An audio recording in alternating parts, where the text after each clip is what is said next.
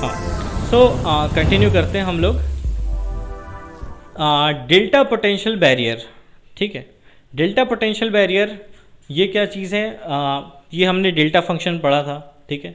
हमने minus lambda delta x, हमने alpha लिखा था, अब लैम्डा लिख दिए। ये सिर्फ कोई कोफिशिएंट है, ठीक है। तो कुछ इस तरह का पोटेंशियल है, हर जगह ज़ीरो है, सिर्फ सेंटर पे x इक्वल्स टू ज़ीरो पे अचानक से ये इंक्रीज़ हो जाता है, इन्फिनिटी पे चला जाता है। ये डेल्टा पोटेंशियल इस तरीके को बोलते हैं। डेल्टा पोटेंशियल बैरियर है, वही काम करना है हमको, रिफ्लेक्शन ट्रांसमिशन चेक करना है।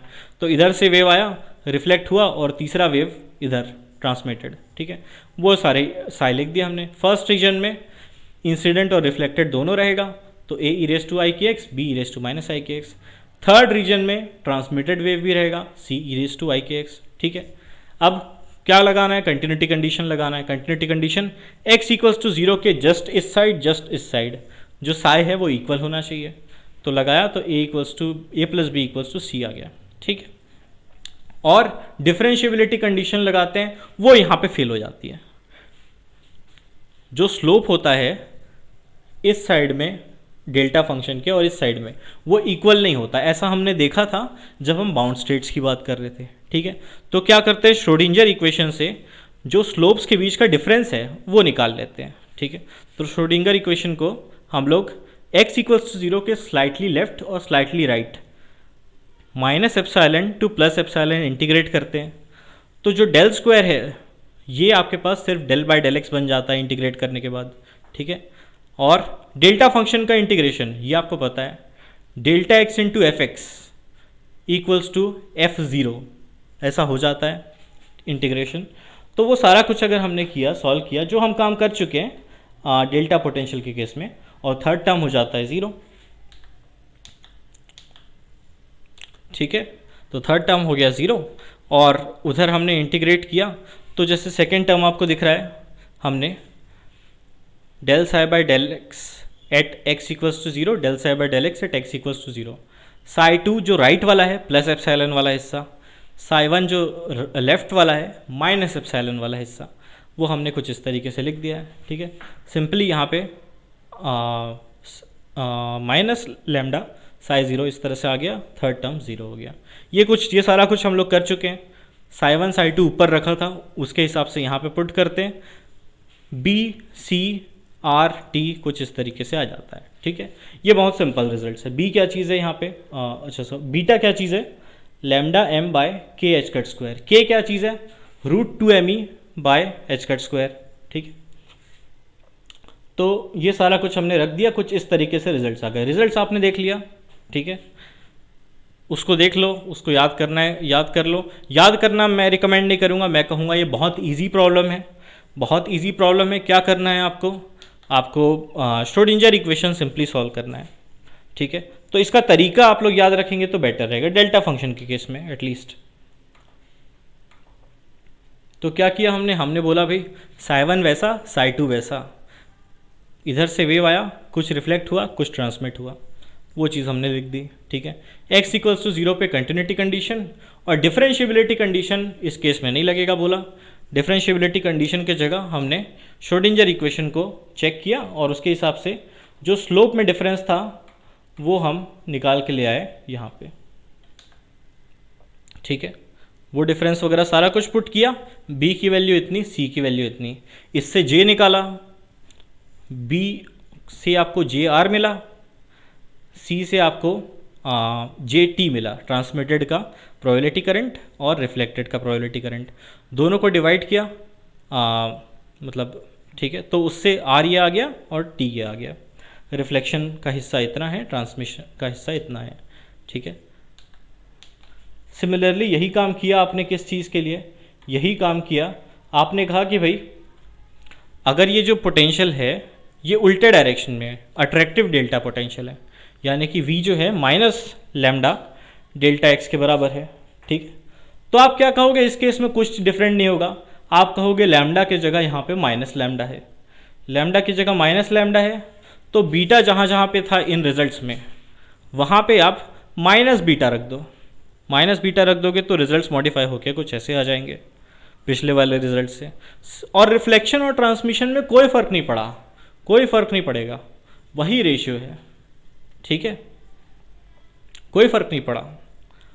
फर्क क्या पड़ा, के हिसाब से, मतलब अगर एनर्जी ज़्यादा रहेगी या एनर्जी कम रहेगी उसके हिसाब से रिफ्लेक्शन ज़्यादा या कम, ट्रांसमिशन ज़्यादा या कम हो सकता है, ठीक। तो वो चीज़ तो है। अदर देन दैट जो एक्सप्रेशन है रिफ्लेक्शन और ट्रांसमिशन का, वो डेल्टा पोटेंशियल वेल का और डेल्टा पोटेंशियल बैरियर का सेम आएगा। हाँ, ओके, गैंगस्टर गेमर्स बोल रहे हैं कि जैक भाई प्लीज़ डोंट अब्यूज़। चलता है, करने दो, किसका नुकसान हो रहा है, मेरा टैक्स थोड़ी बढ़ जाता है किसी की गाली देने से कोई दिक्कत नहीं। ओके, सो ये बातें हम लोगों ने कर ली हैं, डेल्टा पोटेंशियल वेल। ओके, सो आज क्या बात की है हम लोगों ने, आज बात की है एसेंशियली, आज इतनी बात कर रहे हैं। आज का मेन क्रक्स क्या है, आपको आज के क्लास से क्या उठाना है, ठीक है।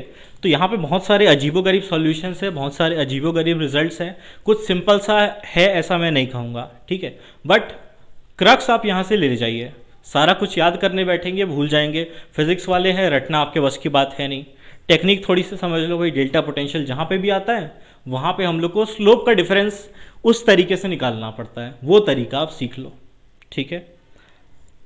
ओके, ओबीएस डिस्कनेक्ट हो गया, डिस्कनेक्ट हो गया क्या ओबीएस, रिकनेक्ट हो जाओ। हाँ, ओके, ओबीएस रिकनेक्ट हो गया, ठीक है। सो आज का क्रक्स मैं आपसे कह रहा हूँ कि रटने की कोशिश मत करो। बेसिक डिफरेंस आपको समझ में आ गया इस स्लाइड में, ठीक है, बेसिक डिफरेंस समझ में आ गया। उसके बाद क्या हो रहा है, अच्छा ये रिजल्ट आप याद कर लो कि भाई ऐसा कुछ होता है। उसके बाद जे का फॉर्मूला भी याद रखना है आपको। ये पूरी टेक्निक होती है, कोई भी प्रॉब्लम सॉल्व करना है वो ऐसे सॉल्व करना है। ग्राफ्स आपको याद होने चाहिए, ठीक है, समझ में आना चाहिए, याद नहीं होना चाहिए, रटना नहीं है, इसको भी समझ में आना चाहिए। और पेनिट्रेशन डेप्थ का एक कंसेप्ट है, इसके बारे में पूछा गया। ये क्वेश्चन अगर किसी से सॉल्व नहीं होगा तो क्यों सॉल्व नहीं होगा, क्योंकि उसको इसके बारे में पता ही नहीं है, ऐसा कुछ टर्म के बारे में। आपको अगर पता है तो आप यू सॉल्व करोगे, ठीक है।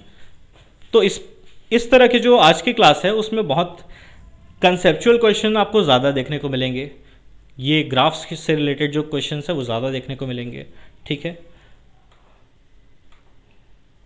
पोटेंशियल बैरियर के कारण जो है क्या इफेक्ट होता है,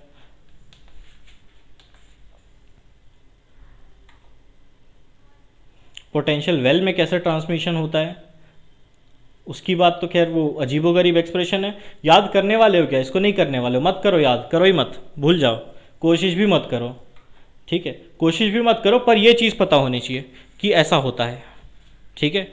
इधर से वेव आया, अच्छा खासा एम्पलीट्यूड का वेव था, ठीक है, टकराया बैरियर से, काफ़ी हिस्सा रिफ्लेक्ट हो गया, छोटा हिस्सा ट्रांसमिट हुआ, डीके होके, एक्सपोनेंशियल डीके होके, क्योंकि ये फॉरबिडन रीजन था और यहाँ पे बहुत कम एम्पलीट्यूड पहुँचा, ठीक।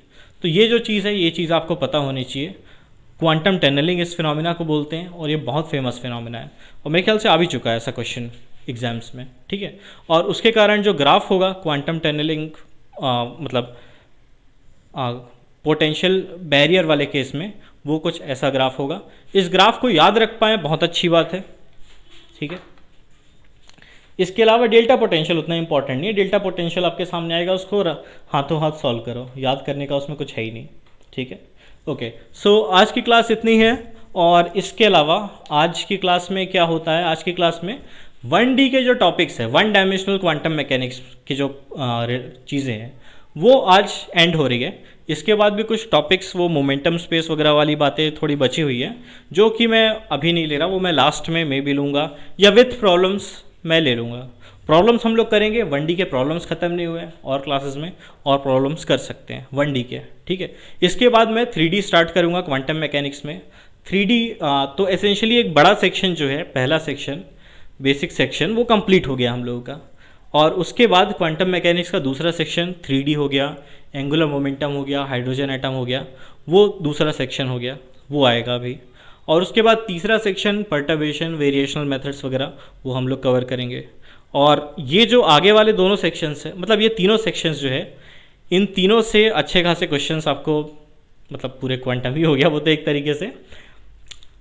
इन तीनों से डिस्टिंक्टली क्वेश्चंस आते हैं। अब ये हिस्सा, ये हिस्सा, ये हिस्सा कंसेप्चुअली लिंक्ड है बोल सकते हैं, बट जो क्वेश्चन आएगा वो या तो यहाँ प्योर यहाँ से आएगा, या प्योर यहाँ से आएगा, या प्योर तीसरे रीजन से आएगा। ठीक है, सो फर्स्ट हिस्सा जो फर्स्ट सेक्शन है वो कंप्लीट हो रहा है। क्वेश्चंस और करते हैं मे बी नेक्स्ट क्लास में, मे बी 3D स्टार्ट करने के बीच में कहीं पे। ठीक है, फिलहाल आज के लिए इतना ही। ओके, सो अपने फ्रेंड्स वगैरह को शेयर कीजिए, लाइक शेयर सब्सक्राइब वगैरह बोल दीजिए। ठीक है, अच्छा कोर्स अगर आपको लग रहा है तो आपके फ्रेंड्स भी इसका फ़ायदा उठाए, बहुत अच्छी बात है। ओके, आज के लिए इतना ही, बंद करते हैं, बाय बाय।